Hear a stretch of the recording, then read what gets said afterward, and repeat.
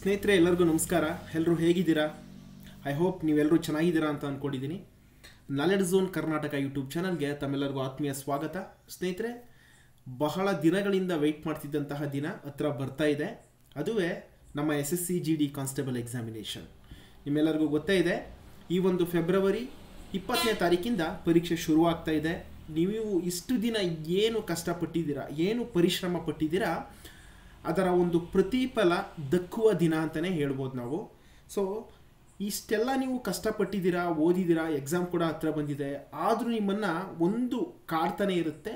ಅದು ಏನು ಅಂತ ಹೇಳಿದ್ರೆ ಭಯ ಮತ್ತು ಗೊಂದಲ. ನಾನು ಈ ಎಕ್ಸಾಮನ್ನು ಪಾಸ್ ಮಾಡ್ತೀನಾ, ನಾನು ಸರಿಯಾಗಿ ನಿಜವಾಗ್ಲೂ ಓದಿದ್ದೀನ ಅನ್ನುವಂಥದ್ದು.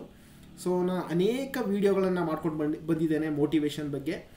ಸೊ ಈ ಟೈಮಲ್ಲಿ ಈ ವಿಡಿಯೋ ತುಂಬಾ ನಿಮಗೆ ಒಂದು ಬೂಸ್ಟಿಂಗನ್ನು ಕೊಡಲಿ, ಒಂದು ಬೂಸ್ಟನ್ನು ಕೊಡಲಿ ನಿಮ್ಮ ಒಂದು ಪ್ರಿಪರೇಷನ್ಗೆ ಅನ್ನೋದಕ್ಕೋಸ್ಕರ ಈ ಒಂದು ವಿಡಿಯೋನ ಮಾಡ್ತಾ ಇದ್ದೇನೆ. ಸ್ನೇಹಿತರೆ, ಎಕ್ಸಾಮ್ ಅಂತಂದರೆ ದಯವಿಟ್ಟು ಭಯ ಪಡೋಕ್ಕೆ ಹೋಗಬೇಡಿ. ಎಕ್ಸಾಮ್ ಅಂದರೆ ಬಹಳ ಸರಳ. ಏನು ಅಂತ ಹೇಳಿದ್ರೆ ನಿಮಗೆ ಏನು ಗೊತ್ತಿದೆ ಅದನ್ನು ಇಲ್ಲಿ ವ್ಯಕ್ತಪಡಿಸಿ ಅಷ್ಟೇ. ಪರೀಕ್ಷೆ ಅಂತಂದರೆ ಏನು ಹೇಳಿ, ಜಸ್ಟ್ ನಿಮ್ಮ ತಲೆಯಲ್ಲಿ ಏನಿದೆ ಅದನ್ನು ವ್ಯಕ್ತಪಡಿಸಿ ಅಂತ. ಅವರೇನಾದರೂ ಬೇರೆ ಏನಾದರೂ ಕೇಳ್ತಿದ್ದಾರಾ ನಿಮ್ಮನ್ನು? ಬೇರೆ ಏನೂ ಕೇಳ್ತಿಲ್ಲ. ಯಾಕೆ ಹೆದರ್ಕೋತೀರಾ? ಯಾವುದೇ ಕಾರಣಕ್ಕೂ ಹೆದರ್ಕೋಬೇಡಿ. ತುಂಬ ಜನ ಕಮೆಂಟ್ ಮಾಡ್ತೀರಾ, ಸರ್ ಭಯ ಆಗ್ತಿದೆ, ಏನೂ ಓದಿಲ್ಲ, ಹಾಗೆ ಹೀಗೆ ಅಂತ. ನೋಡಿ, ನಿಮ್ಮ ಪರಿಶ್ರಮಕ್ಕೆ ತಕ್ಕ ಪ್ರತಿಫಲ ಖಂಡಿತವಾಗ್ಲೂ ನಿಮಗೆ ಸಿಕ್ಕೇ ಸಿಗುತ್ತೆ. ಯಾವುದೇ ಕಾರಣಕ್ಕೂ ಹೆದರ್ಕೋಬೇಡಿ. ಎಕ್ಸಾಮ್ ಅಂದರೆ ಒಂದು ಫೆಸ್ಟಿವಲ್, ಒಂದು ಹಬ್ಬ ಅಂತ ಅಂದ್ಕೊಳ್ಳಿ. ಸೊ ಜಸ್ಟ್ ಸೆಲೆಬ್ರೇಟ್ ಮಾಡಿಬಿಡಿ ಅದನ್ನು. ಸೊ ನಿಮಗೆ ಕೆಲವ್ರಿಗೆ 20ನೇ ತಾರೀಕು ಬಿದ್ದಿರ್ಬೋದು, ಇನ್ನು ಕೆಲವರಿಗೆ 21ನೇ ತಾರೀಕು ಬಿದ್ದಿರ್ಬೋದು, ಇನ್ನು ಕೆಲವರಿಗೆ ಮಾರ್ಚಲ್ಲಿ ಬಿದ್ದಿರ್ಬೋದು. ಯಾರಿಗೆ ಯಾವ ಡೇಟಲ್ಲೇ ಬಿದ್ದಿರಲಿ ಅದ್ರ ಬಗ್ಗೆ ಯೋಚನೆ ಮಾಡಬೇಡಿ. ಬಟ್ ಯಾವತ್ತು ಎಕ್ಸಾಮ್ ಬಿದ್ದಿದೆ ಅವತ್ತು ಒಂದು ಹಬ್ಬ ಅಂತ ಅಂದ್ಕೊಳ್ಳಿ, ಒಂದು ಫೆಸ್ಟಿವಲ್ ಅಂತ ಅಂದ್ಕೊಳ್ಳಿ. ಖುಷಿಯಾಗಿ ಆಚರಣೆ ಮಾಡಿ. ಅದನ್ನು ಖುಷಿಯಾಗಿ ಹೇಗೆ ಆಚರಣೆ ಮಾಡಬೇಕು, ಏನು ನಿಮ್ಮ ತಲೆಯಲ್ಲಿ ಏನಿದೆ, ನೀವೇನು ಇಷ್ಟು ದಿನ ಕಲ್ತಿದ್ದೀರಾ ಅದನ್ನು ಒಂದು ಗಂಟೆಯ ಒಳಗಡೆ ಅದನ್ನು ಅಲ್ಲಿ ಜಸ್ಟ್ ನೀವು ಲೈಕ್ ಒಮಿಟ್ ಮಾಡಿ ಅಷ್ಟೇ. ಬೇರೆ ಇನ್ನೇನು ಅವಶ್ಯಕತೆ ಇಲ್ಲ. ಸೊ ನೀವು ಏನು ತಿಳ್ಕೊಂಡಿದ್ದೀರಾ ಅನ್ನೋದನ್ನು ನೀವು ಜಸ್ಟ್ ನೀವೇನು ಮಾಡಬೇಕು, ಅಲ್ಲಿ ವ್ಯಕ್ತಪಡಿಸ್ಬೇಕು ಅಷ್ಟೇ ಸ್ನೇಹಿತರೆ. ಬೇರೆ ಇನ್ನೇನಿಲ್ಲ. ಎಕ್ಸಾಮ್ ಅಂತ ಏನು ಎದುರ್ಕೊಳ್ಳೋಕೆ ಹೋಗಬೇಡಿ. 1 ಅವರ್ ನಿಮಗೆ ಹೇಗೆ 1 ಅವರ್ ಇರುತ್ತೆ, ಮಿಕ್ಕಿದ ಕ್ಯಾಂಡಿಡೇಟ್ಸ್ಗೂ 1 ಅವರ್ ಅಷ್ಟೇ ಇರುವಂಥದ್ದು. ಸೊ ಯಾರೆಲ್ಲ ಕಷ್ಟಪಟ್ಟು ಓದಿದ್ದೀರಾ ಖಂಡಿತವಾಗ್ಲೂ ನಿಮಗೆ 100% ಸಕ್ಸಸ್ ಸಿಕ್ಕೇ ಸಿಗುತ್ತೆ. ಎದುರ್ಕೊಳ್ಳೋ ಅವಶ್ಯಕತೆ ಖಂಡಿತವಾಗ್ಲೂ ಇಲ್ಲ. ಓಕೆ, ಫೇಲ್ಯೂರ್ನ ಭಯ ಬೇಡ. ಅಯ್ಯೋ ನಾನು ಎಲ್ಲಿ ಫೇಲ್ ಆಗಿಬಿಡ್ತೀನಿ ಅಂತ ಖಂಡಿತವಾಗ್ಲೂ ಭಯ ಪಡಬೇಡಿ. ಸೊ ನೀವು ಈ ಭಯ ಪಡೋದ್ರಿಂದ ಏನಾಗುತ್ತೆ ಅಂತ ಹೇಳಿದ್ರೆ, ನೀವು ಏನು ಕಲ್ತಿದ್ದೀರಾ ಅದ್ರ ಬಗ್ಗೆ ನೀವು ಕಾನ್ಸಂಟ್ರೇಟ್ ಮಾಡೋದ್ರ ಬದಲು ಹೆಚ್ಚಿಗೆ ಈ ಒಂದು ಭಯ ನಿಮ್ಮನ್ನು ಬೇರೆ ಒಂದು ದಾರಿಗೆ ನಿಮ್ಮನ್ನು ದೂಡ್ಬಿಡುತ್ತೆ ಸ್ನೇಹಿತರೆ. ಸೊ ಭಯ ಅಂತೂ ಯಾವುದೇ ಕಾರಣಕ್ಕೂ ಪಡಕ್ಕೆ ಹೋಗಬೇಡಿ. ಸ್ವಲ್ಪ ಕಾನ್ಫಿಡೆಂಟ್ ಆಗಿರಿ. ಸ್ವಲ್ಪ ಅಲ್ಲ, ಫುಲ್ ಕಾನ್ಫಿಡೆಂಟ್ ಆಗಿರ್ಬೇಕು ನೀವು, ನಾನು ಎಕ್ಸಾಮ್ ಕ್ಲಿಯರ್ ಮಾಡೇ ಮಾಡ್ತೀನಿ ಅಂತ. ಸೊ ಈ ಟೈಮಲ್ಲಿ ನೀವು ಏನೇನು ಮಾಡಬೇಕು, ಈ ಒಂದು 8 ದಿನಗಳಲ್ಲಿ ನೀವು ಏನನ್ನು ಮಾಡಬೇಕು ಅನ್ನೋದಕ್ಕೋಸ್ಕರ ಈ ಒಂದು ವಿಡಿಯೋನ ಮಾಡ್ತಾ ಇದ್ದೀನಿ ಸ್ನೇಹಿತರೆ.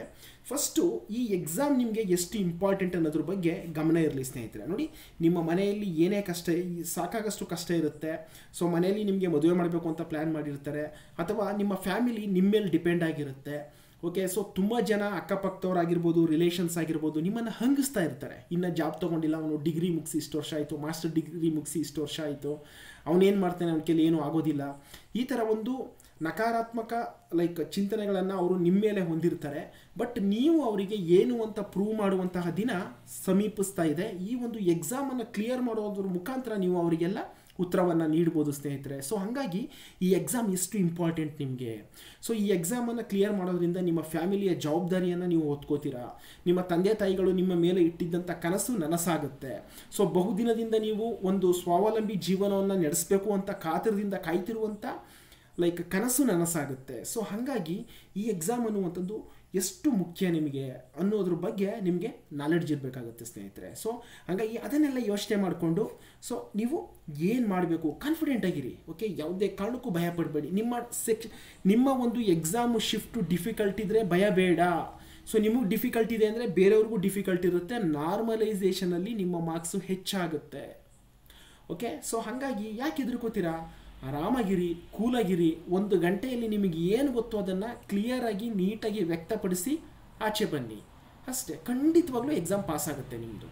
ಓಕೆ, ಬಿ ಕಾನ್ಫಿಡೆನ್ಸ್ ಸ್ನೇಹಿತರೆ. ಕಾನ್ಫಿಡೆನ್ಸ್ ಅನ್ನುವಂಥದ್ದು ತುಂಬಾ ಮುಖ್ಯ. ಭಯವನ್ನು ನಿಮ್ಮ ಮನಸ್ಸಿಂದ ಕಿತ್ತೊಗೆಯಿರಿ. ಓಕೆ, ಯಶಸ್ಸಿನ ಗುಟ್ಟು ಆತ್ಮವಿಶ್ವಾಸ ಹಾಗೂ ಸಕಾರಾತ್ಮಕ ಚಿಂತನೆಗಳು. ನೋಡಿ, ಈ ಟೈಮಲ್ಲಿ ನೀವು ತುಂಬ ಪಾಸಿಟಿವ್ ಆಗಿರಬೇಕು. ಯಾವನೋ ನಿಮ್ಮ ಫ್ರೆಂಡ್ ಹೇಳ್ತಾನೆ SSC GD ತುಂಬ ಕಷ್ಟಪ್ಪ, ಕ್ಲಿಯರ್ ಮಾಡೋದು ತುಂಬಾ ಕಷ್ಟ, SSLC ಮೇಲೆ ಕೇಳಿರ್ತಾರೆ, SSLC ಕ್ವಾಲಿಫಿಕೇಷನ್ ಮೇಲೆ ಎಕ್ಸಾಮ್ ಕಂಡಕ್ಟ್ ಮಾಡಿದ್ರು ಆಲ್ ಓವರ್ ಇಂಡಿಯಾ ಕಾಂಪಿಟೇಷನ್ ಇರುತ್ತೆ, ಸಿಕ್ಕಾಪಟ್ಟೆ ಡಿಫಿಕಲ್ಟ್ ಕ್ವಶನ್ ಎಲ್ಲ ಕೇಳ್ತಾರಂತೆ. ಆಮೇಲೆ ಹೋದ ವರ್ಷ ಕೇಳಿರುವಂಥ ಪ್ರಶ್ನೆಗಳು ಈ ವರ್ಷ ರಿಪೀಟ್ ಆಗಲ್ವಂತೆ. ಸಮ್ಟೈಮ್ಸ್ ಕೆಲವು ಶಿಫ್ಟಲ್ಲಿ ತುಂಬ ಡಿಫಿಕಲ್ಟ್ ಕೇಳ್ಬಿಡ್ತಾರಂತೆ. ಓಕೆ, ಆಮೇಲೆ ಆ ಎಕ್ಸಾಮ್ ಕ್ಲಿಯರ್ ಮಾಡೋದೇ ಕಷ್ಟ ಅಂತೆ, ಎಷ್ಟೇ ಓದಿದ್ರೂ ಮರ್ತೋಗ್ಬಿಡುತ್ತಂತೆ. ಈ ಆಲೋಚನೆಗಳಿಂದ ದಯವಿಟ್ಟು ಆಚೆ ಬನ್ನಿ ಸ್ನೇಹಿತರೆ. ಸೊ ಈ ಥರ ಯಾರು ಹೇಳ್ತಾರೆ ಅವ್ರ ಬಗ್ಗೆ ತಲೆನೇ ಕೆಡಿಸ್ಕೋಬೇಡಿ. ನೀವು ಏನು ಓದಿದ್ದೀರಾ ಅದು ನಿಮಗೆ ಗೊತ್ತಿದೆ, ನೀವೇನು ಪರಿಶ್ರಮ ಪಟ್ಟಿದ್ದೀರಾ ಅದು ನಿಮಗೆ ಗೊತ್ತಿದೆ. ಇದು ನಿಮ್ಮ ಜೀವನ. ಓಕೆ, ಬೇರೆ ಯಾರೋ ಕಮೆಂಟ್ ಮಾಡಿದ್ರು ಅಂತ ಹೇಳಿ ನಿಮ್ಮ ಜೀವನವನ್ನು ಅವರ ಕಮೆಂಟ್ಗೆ ಬಲಿ ಕೊಡಬೇಡಿ. ಇದು ನನ್ನ ಹಂಬಲ್ ರಿಕ್ವೆಸ್ಟ್. ಓಕೆ, ತುಂಬ ಜನ ಇರ್ತಾರೆ. ಓಕೆ, ನೀವು ಓದ್ತಾ ಇರ್ತೀರಾ, ತುಂಬ ಕಷ್ಟಪಟ್ಟಿರ್ತೀರಾ, ಅಯ್ಯೋ ಅವ್ನು ಏನು ಓದ್ತಾನೆ ಇದನ್ನು ನೋಡ್ಬಿಡೋಣ, ಅವ್ನು ಏನು ಮಾಡ್ತಾನೆ, ಅಥವಾ ಅವಳು ಅಷ್ಟು ದಿನದಿಂದ ಓದ್ತಿದ್ದಾಳೆ, ಅವಳು ಏನು ಮಾಡ್ತಾಳೆ ನೋಡೇ ಬಿಡೋಣ. ಈ ಥರ ಯೋಚನೆಗಳನ್ನು, ಈ ಥರ ಮಾತುಗಳನ್ನು, ಕಮೆಂಟ್ಗಳನ್ನು ಪಾಸ್ ಮಾಡೋರು ನಮ್ಮ ಒಂದು ಸುತ್ತಮುತ್ತ ಸಾಕಾಗಷ್ಟು ಜನಗಳಿರ್ತಾರೆ. ನಾವು ಅವ್ರ ಬಗ್ಗೆ ನಾವು ಯಾವತ್ತೂ ಅಂಥವ್ರನ್ನ ಏನು ಮಾಡಬೇಕಂತ ಹೇಳಿದ್ರೆ ಇಗ್ನೋರ್ ಮಾಡಬೇಕು. ನಾವು ನಮ್ಮ ಮಾತಿನಿಂದ ಅವರಿಗೆ ನಾವು ರಿವರ್ಸ್, ಅಂದರೆ ನಮ್ಮ ಮಾತಿನಿಂದ ಅವರಿಗೆ ಉತ್ತರ ಕೊಡೋದ್ರ ಬದಲು ನಾವು ಮಾಡೋ ಕೆಲಸದಿಂದ, ನಮ್ಮ ಒಂದು ಯಶಸ್ಸಿಂದ ಅವರನ್ನು ನಾವು ಕೊಲ್ಲಬೇಕು ಸ್ನೇಹಿತರೆ. ಓಕೆ, ಸೊ ಹಾಗಾಗಿ ಇದು ಒಂದು ರೈಟ್ ಟೈಮ್. ನೀವು ನೋಡಿ, ನೀವೊಬ್ಬರು ಸೆಂಟ್ರಲ್ ಗೌರ್ಮೆಂಟ್ ಎಂಪ್ಲಾಯ್ ಆಗ್ತೀರಾ ಈ ಒಂದು ಎಕ್ಸಾಮ್ ಕ್ಲಿಯರ್ ಮಾಡಿದ್ರೆ, ಅದನ್ನು ಮರಿಬೇಡಿ. ನೀವು ಜಾಯಿನ್ ಆಗ್ತಿರೋ ಜಾಯಿನ್ ಆಗಲ್ವ ಸೆಕೆಂಡ್ರಿ, ಬಟ್ ಒಂದು ಸೆಂಟ್ರಲ್ ಗೌರ್ಮೆಂಟ್ ಜಾಬ್ ತಗೊಳ್ಳೋದು ಎಷ್ಟು ಕಷ್ಟ ಇದೆ ಅಂತಂದರೆ ಅಷ್ಟು ಕಷ್ಟ ಇದೆ ಸ್ನೇಹಿತರೆ ಇವತ್ತು. ಸೊ ಈ ಜಾಬ್ ನಿಮಗೆ ಸಿಗುತ್ತೆ, ಈ ಎಕ್ಸಾಮ್ನ ನೀವು ಕ್ಲಿಯರ್ ಮಾಡ್ತೀರಾ ಅಂತ ಹೇಳಿದ್ರೆ, ಫಸ್ಟ್ ಆಫ್ ಆಲ್ ಈ ಎಕ್ಸಾಮ್ನ ನೀವು ಕಾನ್ಫಿಡೆನ್ಸಿಂದ ಅಟೆಂಡ್ ಮಾಡ್ತಿದ್ದೀರಾ ಅಂತ ಹೇಳಿದ್ರೆ you are a very brilliant ಅಂತ ಅರ್ಥ. ಓಕೆ, ಸೊ ಬಹಳ ಕಾನ್ಫಿಡೆನ್ಸಿಂದ ನಾನು ಅಟ್ಲೀಸ್ಟ್ ನಾನು ಈ ಎಕ್ಸಾಮನ್ನು ನಾನು ಕ್ಲಿಯರ್ ಮಾಡ್ತೀನಿ ಅನ್ನುವಂತಹ ಆತ್ಮವಿಶ್ವಾಸ ನಿಮ್ಮಲ್ಲಿದ್ದರೆ ನೀವು ಜೀವನದಲ್ಲಿ ಏನು ಬೇಕಾದರೂ ಸಾಧಿಸ್ತೀರ ಸ್ನೇಹಿತರೆ. ಸೊ ಹಂಗಾಗಿ ತಲೆನೇ ಕೆಡಿಸ್ಕೋಬೇಡಿ, ಆರಾಮಾಗಿ ಹೋಗಿ ಎಕ್ಸಾಮನ್ನು ಬರೀರಿ. ಓಕೆ, ಸೊ ಆ ದಿನ ನಿಮ್ಮದಾಗಿರಲಿ. ಈ ಎಕ್ಸಾಮನ್ನು ನೀವು ಖಂಡಿತ ಕ್ಲಿಯರ್ ಮಾಡೇ ಮಾಡ್ತೀರ ಅನ್ನುವಂಥ ನಂಬಿಕೆ ನನಗಿದೆ. ಆ ನಂಬಿಕೆ ನಿಮ್ಮಲ್ಲೂ ಇರಲಿ. ಬಹಳಷ್ಟು ಜನ ನಮ್ಮ ಚಾನಲನ್ನು ನೋಡಿದ್ದೀರಾ, ವೀಡಿಯೋಸನ್ನು ಪ್ರಾಕ್ಟೀಸ್ ಮಾಡಿ ನೋಡಿದ್ದೀರಾ, ಸೊ ನೋಟ್ಸ್ ಮಾಡ್ಕೊಂಡಿದ್ದೀರಾ, ಪ್ರಾಕ್ಟೀಸ್ ಮಾಡಿದ್ದೀರಾ, ಈವನ್ ರಿವಿಷನ್ ಕ್ಲಾಸಸ್ಸನ್ನು ಕೂಡ ಫಾಲೋ ಮಾಡ್ತಿದ್ದೀರಾ. ನೋಡಿ, ಇದ್ಯಾವುದೂ ವ್ಯರ್ಥ ಆಗೋದಿಲ್ಲ ಸ್ನೇಹಿತರೆ. ಇದೆಲ್ಲವೂ ನಿಮಗೆ ಯೂಸ್ ಆಗೇ ಆಗುತ್ತೆ ಎಕ್ಸಾಮಿನೇಷನಲ್ಲಿ. ಸೊ ಎಕ್ಸಾಮಲ್ಲಿ ನೀವು ಏನು ಮಾಡಬೇಕಂತ ಹೇಳಿದ್ರೆ ಸ್ವಲ್ಪ ಫ್ರೀ ಮೈಂಡ್ ಇರಲಿ ನಿಮಗೆ. ಓಕೆ, ಹೆದರ್ಕೊಳ್ಳೋಕೆ ಹೋಗಬೇಡಿ. ಓಕೆ, ಫಸ್ಟ್ ಸ್ಟಾರ್ಟಿಂಗೇ ಒಂದಷ್ಟು ಡಿಫಿಕಲ್ಟ್ ಕ್ವಶನ್ ಹಾಕ್ಬಿಟ್ಟಿರ್ತಾರೆ, ಹೆದರ್ಕೊಳ್ಳೋಕೆ ಹೋಗಬೇಡಿ. ಜಸ್ಟ್ ಸ್ಕಿಪ್ ಮಾಡಿ ಆ ಪ್ರಶ್ನೆಗಳನ್ನು ಮುಂದಕ್ಕೆ ನೋಡ್ತಾ ಹೋಗಿ. ಓಕೆ, ಸೊ ಸ್ಕಿಪ್ ಮಾಡಿ ಮುಂದಕ್ಕೆ ಹೋಗಿ. ನಿಮಗೆ ಯಾವುದು ಗೊತ್ತು ಚೆನ್ನಾಗಿ ಅದನ್ನೇ ಅಟೆಂಡ್ ಮಾಡಿ, ತೊಂದರೆ ಇಲ್ಲ. ನೋಡಿ, ಕರೆಕ್ಟಾಗಿ 80 ಪ್ರಶ್ನೆಯಲ್ಲಿ ಕರೆಕ್ಟಾಗಿ 35ರಿಂದ 40 ಪ್ರಶ್ನೆ ನೀವು ಅಟೆಂಡ್ ಮಾಡ್ಬಿಟ್ಟು ಬಂದರೂ ಎಕ್ಸಾಮ್ ಕ್ಲಿಯರ್ ಆಗುತ್ತೆ. ಓಕೆ, 35ರಿಂದ 40 ಪ್ರಶ್ನೆಯನ್ನು ಎಕ್ಸಾಕ್ಟಾಗಿ ಅಟೆಂಡ್ ಮಾಡ್ಬಿಟ್ಟು ಬನ್ನಿ, ಎಕ್ಸಾಮ್ ಕ್ಲಿಯರ್ ಆಗುತ್ತೆ. ಹೆದರ್ಕೊಳ್ಳೋಕ್ಕಂತೂ ಹೋಗಲೇಬೇಡಿ. ನೀವು 3 ತಿಂಗಳಿಂದ 4 ತಿಂಗಳಿಂದ ಏನು ಕಷ್ಟಪಟ್ಟಿದ್ದೀರಾ ಅದು ಯಾವತ್ತೂ ವ್ಯರ್ಥ ಆಗೋದೇ ಇಲ್ಲ. ಓಕೆ, ಸೊ ಖಂಡಿತವಾಗ್ಲೂ ಅದು ನಿಮಗೆ ಫಲವನ್ನು ಕೊಟ್ಟೇ ಕೊಡುತ್ತೆ ಸ್ನೇಹಿತರೆ. ಓಕೆ, ನೆಕ್ಸ್ಟು ಮತ್ತು ಈ ಟೈಮಲ್ಲಿ ಈ 8 ದಿನಗಳಲ್ಲಿ ನೀವು ಏನು ಮಾಡಬೇಕಂತ ಹೇಳಿದ್ರೆ ಸ್ನೇಹಿತರೆ ರಿವಿಷನ್ ಮಾಡಿ. ಓಕೆ, ಚೆನ್ನಾಗಿ ರಿವಿಷನ್ ಮಾಡಿ. ನೀವು ಏನು ಓದಿದ್ದೀರಾ ಅದನ್ನು ರಿವಿಷನ್ ಅಂದರೆ ಏನು, ಸುಮ್ಮನೆ ನೋಡ್ಕೊಂಡು ಹೋಗೋದಲ್ಲ ಸ್ನೇಹಿತರೆ. ಮ್ಯಾಥಮೆಟಿಕ್ಸ್ ಮತ್ತು ರೀಸನಿಂಗ್ನ ಈ 8 ದಿನಗಳಲ್ಲಿ ಒಂದು ದಿನಕ್ಕೆ 3ರಿಂದ 4 ಚಾಪ್ಟರನ್ನು ರಿವಿಷನ್ ಮಾಡಿ. ಓಕೆ, ಬೆಳಿಗ್ಗೆ 7ರಿಂದ 9 ಗಂಟೆ ತನಕ ಅಥವಾ 9:30 10 ಗಂಟೆ ತನಕ ಒಂದು, 10ರಿಂದ 1 ಗಂಟೆ ತನಕ ಒಂದು, 1ರಿಂದ 4 ಗಂಟೆ ತನಕ ಒಂದು, 4ರಿಂದ 7 ಗಂಟೆ ತನಕ ಒಂದು, ಡೈಲಿ 4 ಚಾಪ್ಟರು. ಓಕೆ, ಡೈಲಿ 4 ಚಾಪ್ಟರನ್ನು ರಿವಿಷನ್ ಮಾಡೋದು ಮಾತ್ರ ಮರಿಬೇಡಿ. ಮತ್ತು ನೈಟ್ ಟೈಮು ನೀವು GK ಅಥವಾ ಸೊ ಇಂಗ್ಲೀಷ್ ಬಗ್ಗೆ ಕಾನ್ಸಂಟ್ರೇಟ್ ಮಾಡಿ. ಸೊ ಇದು ರೀಸನಿಂಗ್ ಆಗಿರ್ಬೋದು ಅಥವಾ ಮ್ಯಾಥಮೆಟಿಕ್ಸ್ ಆಗಿರ್ಬೋದು, ಯಾವುದೇ ಆಗಿರಲಿ ಪರ್ ಡೇ 4 ಚಾಪ್ಟರನ್ನು ರಿವಿಷನ್ ಮಾಡಬೇಕು ನೀವು. ಓಕೆ, ಮಿಸ್ ಮಾಡೋಕ್ಕೆ ಹೋಗಬೇಡಿ. ಓಕೆ, ನೆಕ್ಸ್ಟು ಹೊಸ ವಿಷಯಗಳನ್ನು ಓದದಿರಿ. ಈ ಟೈಮಲ್ಲಿ ಹೊಸ ವಿಷಯಗಳನ್ನು ಓದಕ್ಕೆ ಹೋಗಬೇಡಿ ಸ್ನೇಹಿತರೆ. ಯಾಕೆ ಅಂತ ಹೇಳಿದ್ರೆ this is not A right time. Okay, ಹೊಸ ವಿಷಯಗಳಂದರೆ ಯಾವುದೋ ಒಂದು ಚಾಪ್ಟರ್ನ ಬಿಟ್ಬಿಟ್ಟಿರ್ತೀರಾ. ಓಕೆ, ಈ ಟೈಮಲ್ಲಿ ಓದಕ್ಕೆ ಹೋಗಬೇಡಿ. ನಿಮಗೆ ರಿವಿಷನ್ ಎಲ್ಲ ಮಾಡಿ ತುಂಬ ಕಾನ್ಫಿಡೆನ್ಸ್ ಲೆವೆಲ್ ಬಂದಿದ್ರೆ ಬೇಕಾದರೆ ಓದಿ, ತಪ್ಪೇನಿಲ್ಲ. ಬಟ್ ನೀವು ಇವಾಗ ಏನು ಓದಿದ್ದೀರಾ ಅದನ್ನೇ ಸರಿಯಾಗಿ ರಿವಿಷನ್ ಮಾಡಿಲ್ಲ ಅಂತ ಹೇಳಿದ್ರೆ ದಯವಿಟ್ಟು ಈ ನ್ಯೂ ಚಾಪ್ಟರ್ಸ್ ಆಗಲಿ, ನ್ಯೂ ಟಾಪಿಕ್ಸ್ ಆಗಲಿ ಅದ್ರ ಬಗ್ಗೆ ಓದಲಿಕ್ಕೆ ಹೋಗಬೇಡಿ. ಓಕೆ, ಸಕಾರಾತ್ಮಕ ಚಿಂತನೆಗಳಿಂದ ನಿಮ್ಮ ಭಯವನ್ನು ದೂರವಿಡಿ, ಪಾಸಿಟಿವ್ ಆಗಿರಿ. ನಾನು ಜಸ್ಟ್ ನಾವು ಹೇಳಿದೆ, ನೀವು ಪಾಸಿಟಿವ್ ಆಗಿದ್ದಷ್ಟು ನಿಮ್ಮ ಎಕ್ಸಾಮ್ ಕ್ಲಿಯರ್ ಆಗುತ್ತೆ. ಓಕೆ, ನಾವು ಏನನ್ನು ಯೋಚನೆ ಮಾಡ್ತೀವಿ ನಮ್ಮ ಮನಸ್ಸಲ್ಲಿ ಜಾಸ್ತಿ ಟೈಮು, ಅದೇ ನಮ್ಮ ಜೀವನದಲ್ಲಿ ನಡೆಯುವಂಥದ್ದು. ಓಕೆ, ನನಗೆ ಅದಾಗ್ಬಿಡುತ್ತೆ ಅಂದರೆ ಅದಾಗೇ ಆಗುತ್ತೆ ಕೆಟ್ಟದ್ದು. ಅದೇ ಇಲ್ಲ ನನಗೆ ಒಳ್ಳೆಯದೇ ಆಗುತ್ತೆ, ನಾನು ಚೆನ್ನಾಗಿರ್ತೀನಿ ಜೀವನದಲ್ಲಿ ಅಂದರೆ ಖಂಡಿತವಾಗ್ಲೂ ನೀವು ಚೆನ್ನಾಗಿರ್ತೀರ. ಏನು ಗೊತ್ತಾ, ನಿಮ್ಮ ಮನಸ್ಸು ಎಷ್ಟು ಏನನ್ನು ಯಾವಾಗಲೂ ಥಿಂಕ್ ಮಾಡ್ತಾ ಇರುತ್ತೆ, ನಿಮ್ಮ ಜೀವನದಲ್ಲಿ ಅದೇ ಆಗುವಂಥದ್ದು. ಅದು ಪ್ರಕೃತಿ ನಿಯಮ. ಓಕೆ, ಸೊ ಈ ಟೈಮಲ್ಲಿ ನೀವೇನು ಥಿಂಕ್ ಮಾಡಬೇಕಂತ ಹೇಳಿದ್ರೆ ನಂದು ಎಕ್ಸಾಮ್ ಕ್ಲಿಯರ್ ಆಗೇ ಆಗುತ್ತೆ ಅನ್ನುವಂತಹ ಒಂದು ಸಕಾರಾತ್ಮಕ ಅಥವಾ ಪಾಸಿಟಿವ್ ಆ್ಯಟಿಟ್ಯೂಡ್ ನಿಮ್ಮಲ್ಲಿ ಇರಲಿ ಸ್ನೇಹಿತರೆ. ಖಂಡಿತವಾಗ್ಲೂ ಎಕ್ಸಾಮು ಕ್ಲಿಯರ್ ಆಗುತ್ತೆ. ನೋಡಿ, ಹಳೆಯ ಪ್ರಶ್ನೆ ಪತ್ರಿಕೆಗಳನ್ನು ಒಮ್ಮೆ ತಿರುವು ಹಾಕಿ ನೋಡಿ. This is the right time actually. So ನೀವೇನು ಮಾಡಿ, ನಾನು 4 ಚಾಪ್ಟರ್ನ ರಿವಿಷನ್ ಮಾಡಿ ಅಂತಂದ ಹೇಳಿದೆ. ಆ 4 ಚಾಪ್ಟರ್ನ ರಿವಿಷನ್ ಮಾಡೋದ್ರ ಜೊತೆಗೆ ಹಳೆಯ ಪ್ರಶ್ನೆ ಪತ್ರಿಕೆಗಳಲ್ಲಿ ಯಾವ ರೀತಿ ಪ್ರಶ್ನೆಗಳನ್ನು ಕೇಳಿದರೆ ಒಂದು ಸರಿ ತಿರುವಾಕಿ. ಸೊ ನಿಮಗೆ ಅದನ್ನು ನೋಡ್ಲಿಕ್ಕೆ ಟೈಮ್ ಇಲ್ಲ, ನಿಮ್ಮ ಹತ್ರ ಕ್ವಶನ್ ಪೇಪರ್ ಇಲ್ಲ ಅಂತಂದರೆ ನಮ್ಮ ಯೂಟ್ಯೂಬ್ ಚಾನಲಲ್ಲಿ ರಿವಿಷನ್ ಕ್ಲಾಸನ್ನು ಮಾಡಿದ್ದೀನಿ. ಆಲ್ಮೋಸ್ಟ್ 15-16 ಚಾಪ್ಟರ್ ಕಂಪ್ಲೀಟ್ ಮಾಡಿದ್ದೀನಿ ಇವಾಗ. ಜಸ್ಟ್ ರಿವಿಷನ್ ಕ್ಲಾಸಸ್ಸನ್ನು ಒಮ್ಮೆ ನೋಡಿ ಸ್ನೇಹಿತರೆ ಡೈಲಿ. ಸೊ ದಟ್ ನಿಮಗೆ ತುಂಬಾ ಹೆಲ್ಪ್ ಆಗುತ್ತೆ. ಯಾವ ರೀತಿ ಪ್ರಶ್ನೆಗಳು ಎಕ್ಸಾಮಲ್ಲಿ ಕೇಳ್ತಾರೆ ಆ ಒಂದು ರಿವಿಷನ್ ಕ್ಲಾಸಲ್ಲಿ ನಾನು ಹಳೆಯ ಪ್ರಶ್ನೆ ಪತ್ರಿಕೆಗಳ ಪ್ರಶ್ನೆಗಳನ್ನೇ ತೊಗೊಂಡಿದ್ದೀನಿ. ಓಕೆ, ನೆಕ್ಸ್ಟು ನಿಮ್ಮ ನಿಯಂತ್ರಣದಲ್ಲಿರದ ವಿಷಯಗಳ ಬಗ್ಗೆ ಚಿಂತಿಸದಿರಿ. ವೆರಿ ಇಂಪಾರ್ಟೆಂಟ್ ಇದು. ತುಂಬ ಜನ ಲಾಸ್ಟ್ ಇಯರ್ ಕಟ್ ಆಫ್ ಎಷ್ಟಿತ್ತು, ಈ ಸರಿ ಎಷ್ಟು ನಿಂತ್ಕೊಳ್ಳುತ್ತೆ, ಓಕೆ ಈ ಸರಿ ಪೋಸ್ಟು ತುಂಬ ಕಮ್ಮಿ ಇದೆಯಂತೆ. ಸೊ ನಮಗೆ ಲಾಸ್ಟ್ ಇಯರ್ ಏನು ಸ್ಕೋರ್ ಮಾಡಿದ್ರು, ಸೊ ಏನು ಕಟ್ ಆಫ್ ಇತ್ತು ಅದಕ್ಕಿಂತ ಜಾಸ್ತಿ ನಿಲ್ಲುತ್ತಂತೆ. ಸೊ ನಿಮ್ಮ ಕೈಲಿ ಇದೆಯಾ ಅದು? ನಿಮ್ಮ ಕೈಲಿ ಏನೂ ಇಲ್ಲ. ನಿಮ್ಮ ಕೈಲಿ ಇರೋದು ಒಂದೇ, ನೀವು ಎಕ್ಸಾಮನ್ನು ಅಟೆಂಡ್ ಮಾಡಬೇಕು. ಇನ್ನು ಕೆಲವರು ಇರ್ತಾರೆ ಈ ಸರಿ ಕನ್ನಡದಲ್ಲಿ ಎಕ್ಸಾಮ್ ಇರೋದ್ರಿಂದ ಸಿಕ್ಕಾಪಟ್ಟೆ ಜನ ಅಪ್ಲೈ ಮಾಡಿಬಿಟ್ಟಿದ್ದಾರಂತೆ. ಸೊ ನಮ್ಮದು ಕ್ಲಿಯರ್ ಆಗುತ್ತಾ ಈ ಕಾಂಪಿಟೇಷನಲ್ಲಿ? ಖಂಡಿತವಾಗ್ಲೂ ಕ್ಲಿಯರ್ ಆಗುತ್ತೆ, ಯಾಕಾಗೋದಿಲ್ಲ? ಸೊ ಲಾಸ್ಟ್ ಟೈಮು ಇಂಗ್ಲೀಷಲ್ಲಿ ಇದೆ ಅಂತ ಹೇಳ್ಬಿಟ್ಟು ಅಪ್ಲೈ ಮಾಡಿಲ್ಲದೆ ಇರೋರು ಈ ಸರಿ ಕನ್ನಡದಲ್ಲಿ ಇದೆ ಅಂತ ಹೇಳ್ಬಿಟ್ಟು ಅಪ್ಲೈ ಮಾಡಿಬಿಟ್ಟಿದ್ರೆ ಸೊ ಅವ್ರೇನು 4 ತಿಂಗಳಲ್ಲಿ ನಿಮಗಿಂತ ಸೊ ನೀವೇನು ಓದಿರ್ತೀರ ಅವರು ಅಷ್ಟೇ ಓದಲಿಕ್ಕಾಗುವಂಥದ್ದು. ಓಕೆ, ಈ ರೀಸನಿಂಗ್ ಮ್ಯಾಥಮೆಟಿಕ್ಸ್ ಎಲ್ಲ ಸೊ ಜಸ್ಟ್ 1 ದಿನದಲ್ಲಿ 2 ದಿನದಲ್ಲಿ 1 ವಾರದಲ್ಲಿ ಕ್ಲಿಯರ್ ಆಗುವಂಥದ್ದೆಲ್ಲ ಸ್ನೇಹಿತರೆ. ಇದನ್ನು ಹಲವು ತಿಂಗಳಿಂದ ನೀವು ಪ್ರಾಕ್ಟೀಸ್ ಮಾಡ್ಕೊಂಡು ಬಂದಿರಬೇಕು. ಆಗಿದ್ದರೆ ಮಾತ್ರ ಆ ಒಂದು ಸೆಕ್ಷನ್ಗಳಲ್ಲಿ ನೀವು ಒಳ್ಳೆ ಮಾರ್ಕ್ಸನ್ನು ಸ್ಕೋರ್ ಮಾಡಲಿಕ್ಕೆ ಸಾಧ್ಯ. ಸೊ ನಿಮ್ಮ ನಿಯಂತ್ರಣದಲ್ಲಿ ಯಾವ ವಿಷಯಗಳಿಲ್ವೋ, ಸೊ ಕಟ್ ಆಫ್ ಎಷ್ಟು ನಿಲ್ಲುತ್ತೆ, ಎಕ್ಸಾಮ್ ಡಿಫಿಕಲ್ಟ್ ಇರುತ್ತೋ ಈಸಿ ಇರುತ್ತೋ, ಓಕೆನಾ, ಸೊ ಈ ಸರಿ ಎಷ್ಟು ಜನ ಅಪ್ಲೈ ಮಾಡಿದ್ದಾರೆ ಅದೆಲ್ಲ ನಿಮ್ಮ ಕೈಯಲ್ಲಿ ಇದೆಯಾ? ನಿಮ್ಮ ಕೈಯಲ್ಲಿ ಇಲ್ಲ. ಅದ್ರ ಬಗ್ಗೆ ಯಾಕೆ ಯೋಚನೆ ಮಾಡಬೇಕು ನೀವು ಯೋಚನೆ ಮಾಡಬೇಕಾಗಿರೋದು ಇಷ್ಟೇ, ನಾನು ಎಷ್ಟು ಓದಿದ್ದೀನಿ, ಅದನ್ನು ಏನು ರಿವಿಷನ್, ಅದನ್ನು ಹೇಗೆ ರಿವಿಷನ್ ಮಾಡಬೇಕು, ಹಳೆಯ ಪ್ರಶ್ನೆ ಪತ್ರಿಕೆಗಳಲ್ಲಿ ನಾನು ಓದಿರುವಂಥ ಚಾಪ್ಟರ್ಗಳಲ್ಲಿ ಏನು ಪ್ರಶ್ನೆಗಳು ಬಂದಿದ್ದಾವೆ ಅದನ್ನು ನಾನು ಮಾಡಬಹುದಾ, ಅದನ್ನು ಮಾಡುವಂಥ ಎಬಿಲಿಟಿ ನನಗಿದೆಯಾ, ಇಲ್ಲ ಅಂತ ಹೇಳಿದ್ರೆ 8 ದಿನಗಳಲ್ಲಿ ಅದನ್ನು ಹೇಗೆ ಇಂಪ್ರೂವ್ ಮಾಡ್ಕೊಳ್ಳುವಂಥದ್ದು, ಇದ್ರ ಬಗ್ಗೆ ನೀವು ಆಲೋಚನೆ ಮಾಡಬೇಕು ಸ್ನೇಹಿತರೆ. ಅದನ್ನು ಬಿಟ್ಬಿಟ್ಟು ಕಟ್ ಆಫ್ ಎಷ್ಟು ನಿಂತ್ಕೊಳ್ಳುತ್ತೆ, EWSಗೆ ಎಷ್ಟು ಕಟ್ ಆಫು, SC STಗೆ ಎಷ್ಟು ಕಟ್ ಆಫು, OBCಗೆ ಎಷ್ಟು ಕಟ್ ಆಫ್, ಅದೆಲ್ಲ ನಿಮಗೆ ಯಾಕೆ? ಸೊ ನಾನು ಹೇಳ್ತಾ ಇದ್ದೀನಲ್ಲ, ಸೊ ಕರೆಕ್ಟಾಗಿ 35ರಿಂದ 40 ಪ್ರಶ್ನೆಗಳನ್ನು ಸರಿಯಾಗಿ ಅಟೆಂಡ್ ಮಾಡಿಬಿಟ್ಟು ಬನ್ನಿ ನೀವು. ಸೊ ನಿಮ್ಮ ಎಕ್ಸಾಮ್ ನಿಮಗೆ ಜಾಬ್ ಸಿಗಲಿಲ್ಲ ಅಂತ ಹೇಳಿದರೆ ನೀವು ಸ್ಪೋರ್ಟ್ಸ್ ಮತ್ತು ಮೆಡಿಕಲನ್ನು ಕ್ಲಿಯರ್ ಮಾಡಬೇಕು. ಅಲ್ಲೊಂದು ಕಂಡೀಷನ್ ಅಪ್ಲೈ ಮಾಡ್ತಾ ಇದ್ದೀನಿ. ಸೊ ನೀವು 35ರಿಂದ 40 ಪ್ರಶ್ನೆಯನ್ನು ಕರೆಕ್ಟಾಗಿ ಅಟೆಂಡ್ ಮಾಡಿಬಿಟ್ಟು ಬಂದು ಸೊ ನೀವು ಮೆಡಿಕಲ್ ಮತ್ತು ಸ್ಪೋರ್ಟ್ಸ್ ಎರಡನ್ನೂ ಕ್ಲಿಯರ್ ಮಾಡಿದ್ಮೇಲೆ ಈ ಜಾಬ್ ನಿಮಗೆ ಸಿಗಲಿಲ್ಲ ಅಂತ ಹೇಳಿದ್ರೆ ಸೊ ನೀವು ಹೇಳ್ದಂಗೆ ಕೇಳ್ತೀನಿ ನಾನು. ಓಕೆ, ಸೊ ನೀವು ಸ್ನೇಹಿತರೆ ಯಾವುದೇ ಕಾರಣಕ್ಕೂ ಎದುರ್ಕೊಳ್ಳೋಕೆ ಹೋಗಬೇಡಿ. ಈ ಎಕ್ಸಾಮ್ ಇರುವಂಥದ್ದು ಜಸ್ಟ್ 35ರಿಂದ 40 ಪ್ರಶ್ನೆಯನ್ನು ಕರೆಕ್ಟಾಗಿ ಅಟೆಂಡ್ ಮಾಡಿದ್ರೆ ನೀವು 80ರಲ್ಲಿ 35ರಿಂದ 40 ಪ್ರಶ್ನೆ ಕರೆಕ್ಟಾಗಿ ಅಟೆಂಡ್ ಮಾಡಿಬಿಟ್ಟು ಬನ್ನಿ, ಈ ಜಾಬು ನಿಮ್ಮ ಕೈಯಲ್ಲಿ ಇದ್ದೇ ಇರುತ್ತೆ. ಸೊ ನೋಡಿ, ನಾನು ಮಾಡಿರೋ ವೀಡಿಯೋಸ್ಗಳನ್ನೆಲ್ಲ ನೀಟಾಗಿ ನೋಡ್ಕೊಳ್ಳಿ. ರೀಸನಿಂಗ್ ಮತ್ತು ಮ್ಯಾಥಮೆಟಿಕ್ಸಿಂದ ಖಂಡಿತವಾಗ್ಲೂ 30 ಪ್ರಶ್ನೆ ಅಲ್ಲೇ ಅಟೆಂಡ್ ಮಾಡ್ಬೋದು ನೀವು. ಇಂಗ್ಲೀಷ್ ಮತ್ತು GK ಇಂದ ಇನ್ನೊಂದು 10 ಪ್ರಶ್ನೆ ನೀವು ಅಟೆಂಡ್ ಮಾಡೋಕ್ಕಾಗೋದಿಲ್ವಾ? ಖಂಡಿತವಾಗ್ಲೂ ಅಟೆಂಡ್ ಮಾಡ್ತೀರಾ ಸ್ನೇಹಿತರೆ, ಖಂಡಿತವಾಗ್ಲೂ ಅಟೆಂಡ್ ಮಾಡ್ಬೋದು. ದಯವಿಟ್ಟು ಸೊ ಚೆನ್ನಾಗಿ ಪ್ರಾಕ್ಟೀಸ್ ಮಾಡಿ, ರಿವಿಷನ್ ಮಾಡಿ. ಓಕೆ, ಎಲ್ಲಿ ನೀವು ಯಾವ ಒಂದು ಚಾಪ್ಟ್ರಲ್ಲಿ ಯಾವ ಒಂದು ಟಾಪಿಕಲ್ಲಿ ನೀವು ಏನು ಮಾಡಲಿಕ್ಕೆ ಆಗ್ತಿಲ್ವೋ ಅದ್ರ ಬಗ್ಗೆ ಒಂದು ಸ್ವಲ್ಪ ಹೊತ್ತು ಕೊಡಿ ಈ ವಿಷಯದಲ್ಲಿ. ಓಕೆ, ಸೊ ರಿವಿಷನನ್ನು ಮಾಡಬೇಕಾದ್ರೆ ಭಾಳ ಕಾನ್ಸಂಟ್ರೇಟ್ ಮಾಡಿ. ಸೊ ಡೈಲಿ 4 ಚಾಪ್ಟ್ರು ಅಥವಾ 5 ಚಾಪ್ಟರನ್ನು ರಿವಿಷನ್ ಮಾಡಿ, ರೀಸನಿಂಗ್ ಮತ್ತು ಮ್ಯಾಥಮೆಟಿಕ್ಸನ್ನು. ಸೊ GK ನೋಡ್ಕೊಳ್ಳಿ, ಕರೆಂಟ್ ಅಫೇರ್ಸ್ ನೋಡ್ಕೊಳ್ಳಿ. ಓಕೆ, ಸೊ ಇಂಪಾರ್ಟೆಂಟ್ ಟಾಪಿಕ್ಸ್ ಏನಿದೆ ಅದ್ರ ಬಗ್ಗೆ ಸ್ವಲ್ಪ ಹೊತ್ತನ್ನು ಕೊಡಿ. ಓಕೆ, ಹಳೆಯ ಪ್ರಶ್ನೆ ಪತ್ರಿಕೆಗಳನ್ನು ತಿರುವು ಹಾಕಿ.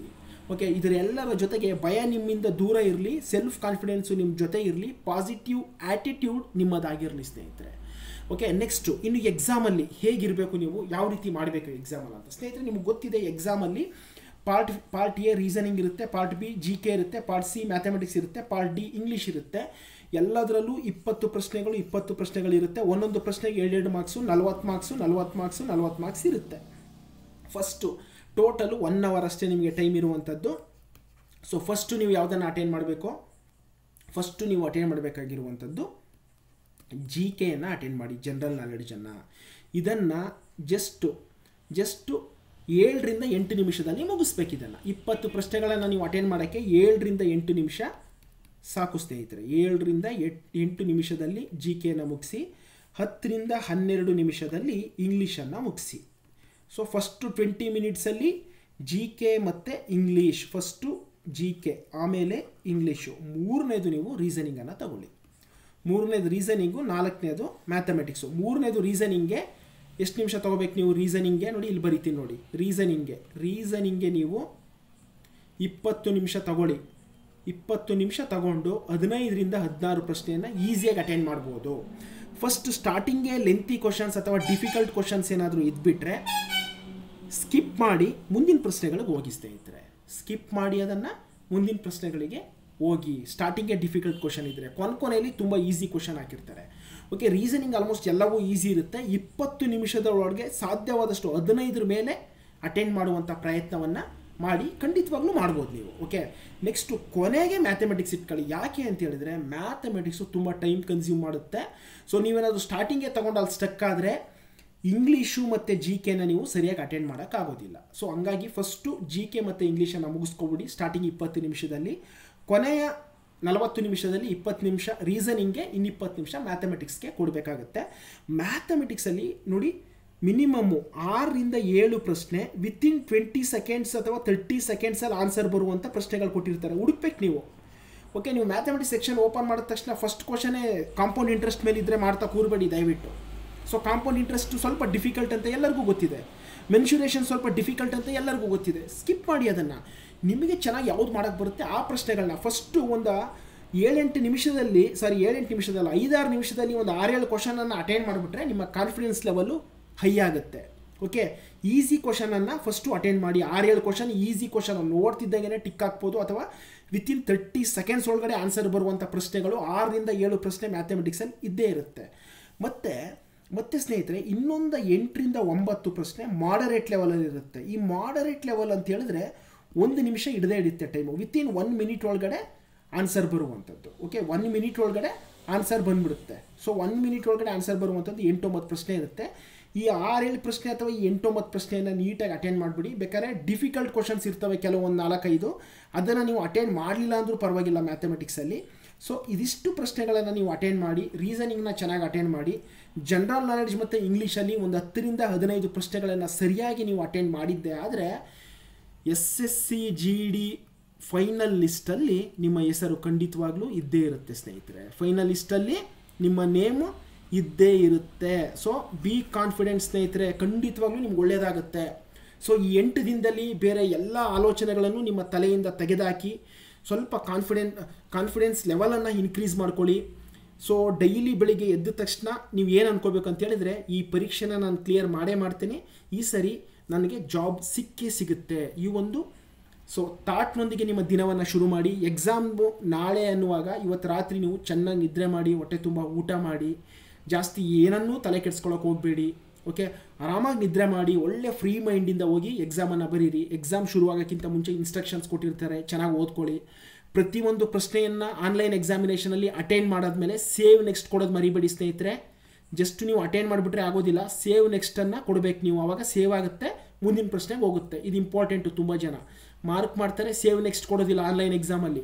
ಸೇವ್ ನೆಕ್ಸ್ಟನ್ನು ಕೊಡಬೇಕು. ಮತ್ತು ನೀವು ಏನೇನು ಅಟೆಂಡ್ ಮಾಡಿದ್ದೀರಾ ಅವೆಲ್ಲ ಗ್ರೀನ್ ಕಲರಲ್ಲಿ ಇರುತ್ತೆ ರೈಟ್ ಸೈಡಲ್ಲಿ. ಸೊ ಎಕ್ಸಾಮ್ ಶುರುವಾಗೋಕ್ಕಿಂತ ಮುಂಚೆ ಒಂದು ಅರ್ಧ ಗಂಟೆ ಇನ್ಸ್ಟ್ರಕ್ಷನ್ಸ್ ಓದಲಿಕ್ಕೆ ಟೈಮ್ ಕೊಟ್ಟಿರ್ತಾರೆ, ಚೆನ್ನಾಗಿ ಓದ್ಕೊಳ್ಳಿ ಇನ್ಸ್ಟ್ರಕ್ಷನ್ಸನ್ನು. ಕನ್ನಡದಲ್ಲಿ ಪ್ರಶ್ನೆ ಅರ್ಥ ಆಗಲಿಲ್ಲ ಅಂತ ಹೇಳಿದ್ರೆ ಆ ಲ್ಯಾಂಗ್ವೇಜ್ ಸೆಲೆಕ್ಟ್ ಮಾಡಿಕೊಂಡು ಇಂಗ್ಲೀಷಲ್ಲೂ ಇರುತ್ತೆ, ಇಂಗ್ಲೀಷಲ್ಲೂ ನೋಡ್ಕೊಳ್ಳಿ ಪ್ರಶ್ನೆಯನ್ನು. ಇಂಗ್ಲೀಷಲ್ಲಿ ಅರ್ಥ ಆಗಲಿಲ್ಲ ಅಂತ ಹೇಳಿದ್ರೆ ಕನ್ನಡ ಸೆಲೆಕ್ಟ್ ಮಾಡ್ಕೊಂಡು ಕನ್ನಡದಲ್ಲೂ ನೋಡ್ಕೊಳ್ಳಿ ಪ್ರಶ್ನೆಗಳನ್ನು. ಸೊ ಈ ಒಂದು ಎಲ್ಲವನ್ನು ಯುಟಿಲೈಸ್ ಮಾಡಿಕೊಂಡು ನೀವು ಚೆನ್ನಾಗಿ 1 ಅವರನ್ನು ಚೆನ್ನಾಗಿ 1 ಅವರಲ್ಲಿ ನೀವು ಎಕ್ಸಾಮನ್ನು ಮಾಡಿದ್ದೆ ಆದರೆ ಖಂಡಿತವಾಗ್ಲೂ SSC GD ಫೈನಲ್ ಲಿಸ್ಟಲ್ಲಿ ನಿಮ್ಮ ಹೆಸರು ಇದ್ದೇ ಇರುತ್ತೆ ಸ್ನೇಹಿತರೆ. ನಿಮ್ಮೆಲ್ಲರಿಗೂ ಒಳ್ಳೆಯದಾಗಲಿ, ಆಲ್ ದ ಬೆಸ್ಟ್. ನಿಮ್ಗೆ ಏನೇ ಡೌಟ್ ಇದ್ರೂ ದಯವಿಟ್ಟು ಕಮೆಂಟ್ ಬಾಕ್ಸಲ್ಲಿ ತಿಳಿಸಿ, ನಾನು ಅದಕ್ಕೆ ರಿಪ್ಲೈ ಕೊಡ್ತೀನಿ ಅಂತ ಹೇಳ್ತಾ ನನ್ನ ವಿಡಿಯೋನ ಇಲ್ಲಿಗೆ ಮುಗಿಸ್ತಾ ಇದ್ದೀನಿ. ನಿಮ್ಮೆಲ್ಲರಿಗೂ ದೇವರು ಒಳ್ಳೇದು ಮಾಡಲಿ ಸ್ನೇಹಿತರೆ. ಈ ವರ್ಷದ SSC GD ಫೈನಲ್ ಲಿಸ್ಟಲ್ಲಿ ಯಾರೆಲ್ಲ ಈ ವಿಡಿಯೋ ನೋಡ್ತಿದ್ದೀರಾ ನಿಮ್ಮೆಲ್ಲರ ಹೆಸರುಗಳು ಅಲ್ಲಿರಲಿ. ಯಾಕಂದರೆ ತುಂಬಾ ಪೋಸ್ಟ್ ಇದೆ, ನಮ್ಮ ಸ್ಟೇಟ್ಗೆ 1000 ಚಿಲ್ಲರೆ ಪೋಸ್ಟ್ ಇದೆ. ಸೊ ಹಂಗಾಗಿ ನಿಮ್ಮ ಎಲ್ಲರ ಹೆಸರು ಈ ಒಂದು ಫೈನಲ್ ಲಿಸ್ಟಲ್ಲಿ ಇರಲಿ ಅಂತ ಹೇಳ್ತಾ ನಿಮ್ಮೆಲ್ಲರಿಗೂ ಒಳ್ಳೆಯದಾಗಲಿ, all the best, wish you good luck ಅಂತ ಹೇಳ್ತಾ ನಾನು ವಿಡಿಯೋನ ಮುಗಿಸ್ತಾ ಇದ್ದೇನೆ. Thank you so much.